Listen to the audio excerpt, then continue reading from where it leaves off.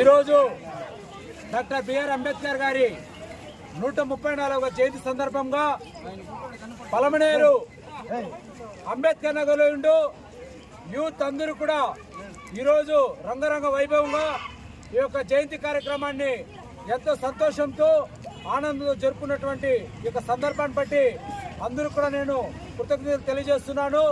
ఎందుకంటే నేటి బాలులే రేపటి పౌరులు అనేసి చెప్పి ఉన్నారు. అంబేద్కర్ ఏం చెప్పారంటే చదువు సమీకరించు పోరాడన్నారు. కాబట్టి యూత్ అందు కూడా బాగా చదువుకొని మన హక్కుల కోసం పోరాడుతూ మనము పొందుకోవాల్సినటువంటి ప్రతి రాజ్యాంగబద్ధమైనటువంటి హక్కులు మనం పొందుకోవాలి.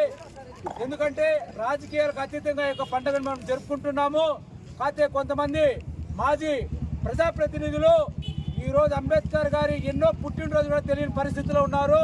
కాబట్టి ఇప్పటికైనా కొంతమంది ప్రజానిధులు కళ్ళు తెరిచి అంబేద్కర్ రాజ్యాంగాన్ని అమలు చేసే విధానం ఏది, ఇప్పుడు ఏమి విధానం అమలు అవుతా ఉందని తెలుసుకోవాల్సిందిగా కోరుచున్నాము. ఎందుకంటే అంబేద్కర్ గారి జయంతి ప్రతి ఒక్కరిది. కొంతమంది అనుకుంటారు ఏ ఒక్క వర్గానిదో ఏ ఒక్కరిదో అనుకోండి, కాదు, ఇది ప్రతి ఒక్కరి పండుగ. ఈరోజు భారతదేశంలో ఉన్నటువంటి ప్రతి ఒక్కరు కూడా సంతోషంతో ఉన్నారంటే, అందరూ కూడా భయం లేకుండా ఉన్నారంటే డాక్టర్ అంబేద్కర్ గారు రాసినటువంటి రాజ్యాంగం అని తెలుసుకోవాలని కోరుతున్నాను.